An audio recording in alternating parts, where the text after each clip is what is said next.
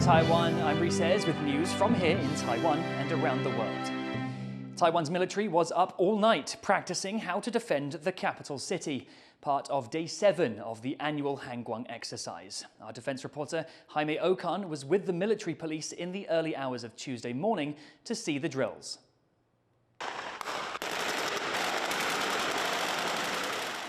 The military says that this bridge is of incredible strategic importance because it connects Taiwan's capital with its largest city. And so that's why the military is practicing how to hold the line against a simulated enemy attack.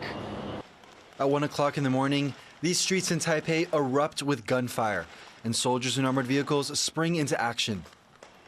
They set up barricades of razor wire and fences to turn the capital into a fortress. And on one side of the road, soldiers taking cover, taking aim and firing blank rounds. These soldiers are military police, specifically tasked with guarding the capital and key locations like Taiwan's presidential office and the defense ministry. This bridge, the Wanban, is one of 9 connections between New Taipei and Taipei City.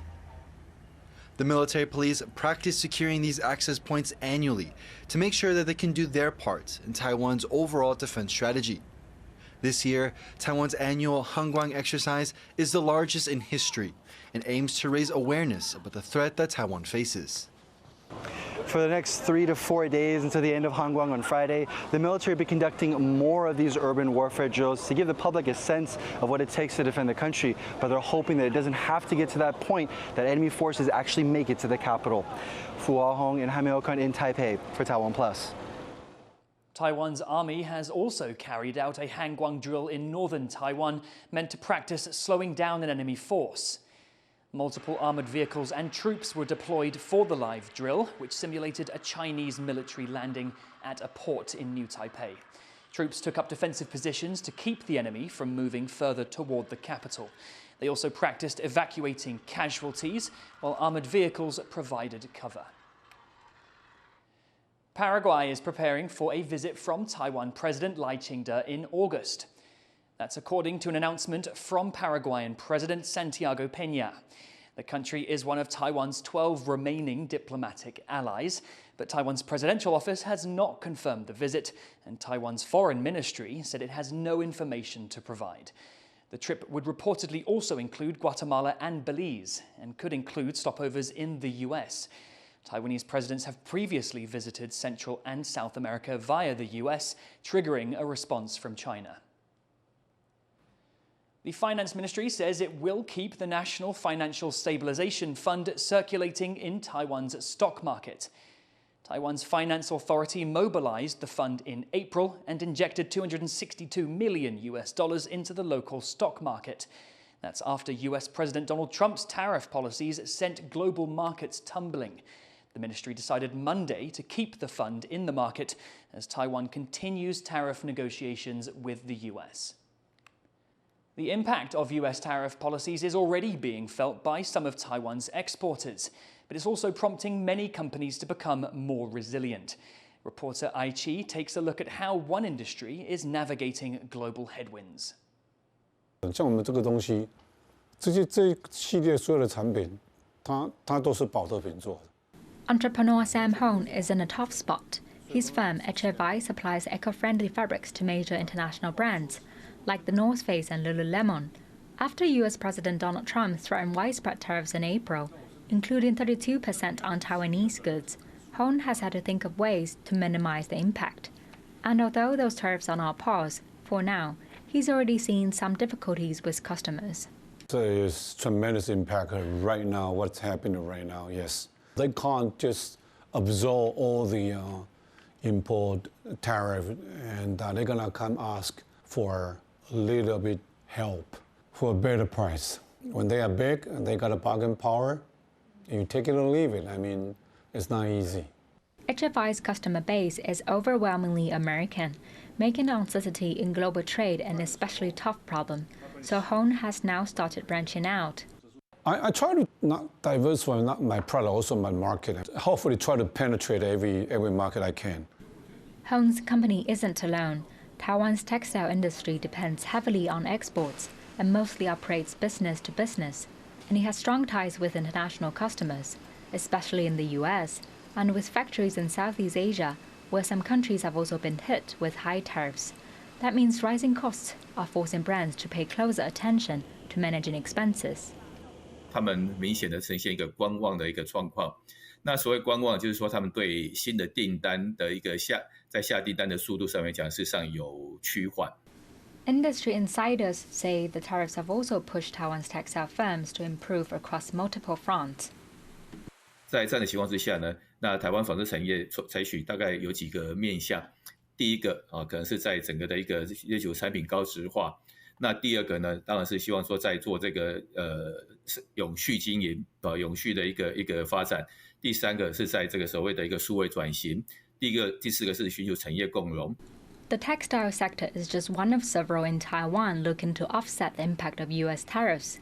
The U.S. is Taiwan's second largest export market, surpassing China to become number one in February and June this year, meaning Taiwan relies heavily on the U.S. market. After tariffs was first announced in the spring, many Taiwanese companies were flooded with orders from the U.S., with customers hoping to get ahead of the levies. But economists now worry this could spell trouble later on in the year. 在现阶段很难找到一个替代的市场，但是它的这个挑战就是美国的投入要素成本是非常高，而且比这些新兴市场高很多。那这个是不是厂商呢到美国直接去投资呢？如果说没有规模经济的话，是不是有获利的机会呢？这个是厂商必须要考虑的。Economists say Taiwan needs to be more proactive navigating these uncertainties by strengthening its position in supply chains. 那这个方法提升位阶的话，就是说让这个产品的这个替代效果降低啦，在市场上的对我们特定的产品的需求会持续的增强。Taiwan is still in trade talks with the U.S., hoping to reach a deal that will shield it from the worst of the tariffs. But in the meantime, it's companies like Hong's HFI that are left with the fallout of U.S. trade policy and who must now take steps to be resilient for the next big shock. Alex Chen and Ai Chi from TaiwanPlus. Drones and solar components may soon be targeted by US tariffs. The US Commerce Department launched investigations into imports of drones, drone components, and polysilicon, a material used in solar panels. US President Donald Trump ordered the probe under a law allowing him to tariff goods considered crucial to national security. If it finds that those goods do pose a threat to US security, the president can impose levies on them. US President Donald Trump says Ukraine is getting Patriot missiles and threatens secondary tariffs on Russia that could push countries to stop doing business with it. John Van Trieste has the latest. US President Donald Trump is turning up the pressure on Russia to end its war in Ukraine. He's met with the chief of NATO and decided that Ukraine is going to get more Patriot missile systems, which are critical to its defense. But this isn't a gift from the United States. European allies will send Ukraine systems they already have on hand and buy replacements from Washington. Well, pardon me for being late. We had a great meeting with NATO, the Secretary General, and we're going to do something a little different for this country. We're going to supply weapons to NATO at a large amount. They're going to deliver the weapons, and they're going to pay for 100% of the weapons. Still, the deal reflects Trump's growing frustration with Russia's President Vladimir Putin as the war rages on. And there's more. He's giving Russia 50 days to agree to a peace deal. Otherwise, the U.S. will do something it's avoided so far, sanctioning those countries that still buy Russian exports with 100% tariffs. This could scare off nations that until now had kept buying products like Russian oil. That idea has rare bipartisan support in the U.S. Congress. Trump and NATO haven't always had the smoothest relationship, but today he and NATO Secretary General are on the same page. So if I was Vladimir Putin today and hear you speaking about what you were planning to do in 50 days and this announcement, I would reconsider whether I should not take negotiations about Ukraine more seriously than I was doing at the moment, if I was Vladimir Putin. But when I'm Ukraine, I think this is really great news for them. News of the 50-day reprieve saw stocks and the ruble rise on the Moscow market. Still, analysts say it's Russia's move now, as that grace period starts to run out. So Putin is going to have to realize over the 50 days or sooner that he's not winning and can't win. And he can't wait us out. That's his only strategy. In both Russia and Ukraine, there is some uncertainty about whether Trump will come through and what his motives may be. Donald Trump is a man who is doing politics mixed with show business. And what he says should always be questioned because he is a very emotional person. In fact, we have already heard about this because this is not the first Trump statement regarding sanctions related to Russia. And it seems to me that these 50 days are some additional advantage for some political restructuring, in particular in favor of America, because America obviously sees some benefits in cooperation with Russia. Still, after more than 3 years of fighting, the stakes might be rising as the West appears to come together. Ethan Pan and John Van Trieste for TaiwanPlus. A Taiwanese space firm has failed to become the first foreign company to successfully launch a space rocket from Japan. Taipei launched a rocket from Hokkaido in northern Japan on Saturday, but within a minute of liftoff, the rocket started to wobble and fell back to Earth. Taipei has yet to successfully launch a rocket, with another failed attempt in Australia in 2022. The 2025 World University Games are just around the corner, and Taiwan's Taekwondo team is out for gold. Our reporter Sandy Chi went to meet the athletes in training. Taiwan's Taekwondo athletes are gearing up to claim the top spot at the 2025 World University Games in Germany this summer. As one of the world's premier multi-sport events for university athletes, the competition offers a global stage, and Taiwan is ready to show what it's got. 目标一定是金牌，对，出国就希望可以把金牌带回台湾。我上次是拿第2名，所以第2次也是抱着期待的心情，然后觉得希望可以突破上一次的成绩，拿到金牌。At the last Games in Chengdu, China in 2023, Taiwan claimed 10 medals in Taekwondo, 6 silver, 4 bronze, but 0 gold, giving more motivation to these athletes to win the top spot this time. This year, athletes will compete in both combat and pumse, a choreographed routine that showcases Taekwondo's attack and defense techniques. Coaches have high expectations for the athletes and say they have a better chance this time around, thanks to getting more resources.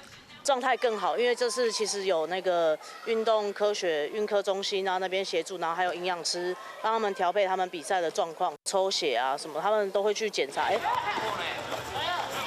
Among the athletes, the combat team coach has high hopes for Liu Youying, calling her a potential dark horse. 我希望他们小看我一点，他们就感觉我好像还好这样，然后我就在突袭他们这样。你喜欢当黑马的感觉？对。 吓一下他们。 It's been 6 years since Taiwan's Taekwondo team last stood at the top of the podium. Now they're more prepared than ever to reclaim that golden spot. Isenpan, Kusma and Sanichi for TaiwanPlus. More than 2,500 geese have been culled at a single farm in southern Taiwan in the latest effort to curb the spread of bird flu. The Goose farm in Yunlin County reported detecting the highly infectious H5N1 strain. Animal health experts say it might have spread due to recent flooding and damage to bird coops. 17 farms in Taiwan have killed off their poultry livestock since January to prevent the spread of the virus. Thank you for watching What's Up Taiwan. You can visit the TaiwanPlus website or follow our social media for more stories from Taiwan and around the world. Finally, let's take a look at an AI-driven artwork of Messi's favourite goal, his 2009 Champions League final header, created by digital artist Refik Anadol. I'm Reece. Take care and see you next time.